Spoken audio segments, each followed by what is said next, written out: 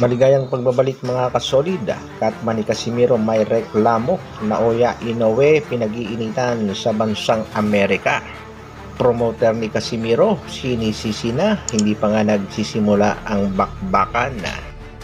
Iyan ang ating mga pag-uusapan mga kasolid.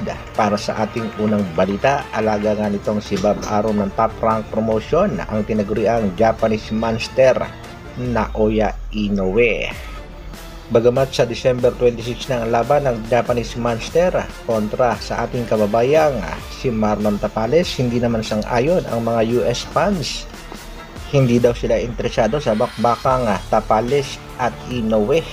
Mas gusto raw nilang makita ang laban ni Inoue kontra Ramirez o Alberto Lopez. Masyado talagang minamaliit si kabayang Marlon Tapales.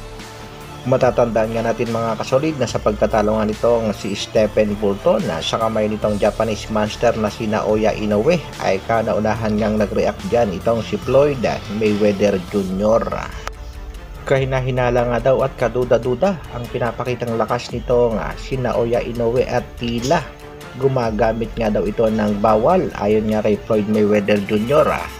Kaya nga naman, banat ni Mayweather, magpa-drug test muna itong si Inoue at labanan itong si Tank Davis sa bansang Amerika. Shakur Stevenson bumanat na rin at hindi na rin nakatiis, ibinulgar pa nga ang plano ng Team Inoue. Ayon nga dito kay Shakur Stevenson, ang isa sa mga plano nitong Team Inoue ay labanan itong iyan nga ay pag-umakyat na ng mas mataas na dibisyon itong si Naoya Inoue, pero banat nitong si Shakur sa kanya pa nga lamang daw ay may paglalagyan na itong Japanese Monster.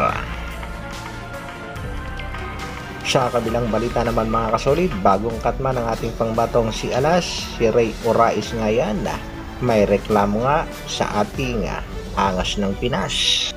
Namanhid nga daw at nangatal ang kanyang mga kamay dahil sa lakas ng ating pangbatong si Cuadro Alas. Katman na, training coach pa. Para naman sa ating huling balita mga kasolid, sa bakbakang Casimiro at Uguni ay hindi nga sang-ayon ang karamihan sa mga Japanese boxing fans. Hindi pa nga nagaganap ang bakbakan ay tila sinisisi na ang promoter na si Masayuki Ito ng mga Japanese boxing fans. Bakit daw itong si Yoshinori Oguni ang itinabat nitong mga Japanese promoter na ilaban sa nag-iisang angas ng Pinas na alam naman daw nating lahat na inactive na at matagal nang hindi lumalaban na. Sa katunayan nga daw sa loob ng 4 na taon ay 2 beses lang lumaban itong si Yoshinori Oguni. Dagdag pa ng mga Japanese boxing fans, hindi daw excited ang laban dahil alam na kung sino ang mananalo. Masyado daw mismatch ang laban kay Casimiro. Pag meron nga daw mangyaring di maganda kay Oguni, dapat daw sisihin ang promoter. Recommended naman ang ibang mga boxing fans, dapat daw ibigyan ng malalaking laban itong si Angas ng Pinas at huwag bigyan ng kalaban ng mga inactive na tulad nga nito si Oguni. Ano sa palagay nyo mga kasolid? Isang malupitan namang komento dyan sa baba at patusok na rin.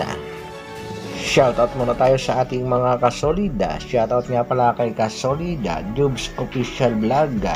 Shoutout din kay Kasolid Alcariaga. Shoutout din sa ating kaibigan si Francisco Sumayo. Hanggang dito na lang muna mga kasolid, isang like naman dyan. Maraming salamat sa patuloy na pagsuporta at panonood. Mabuhay, Dr. Alvin Vlogs. Brrrr.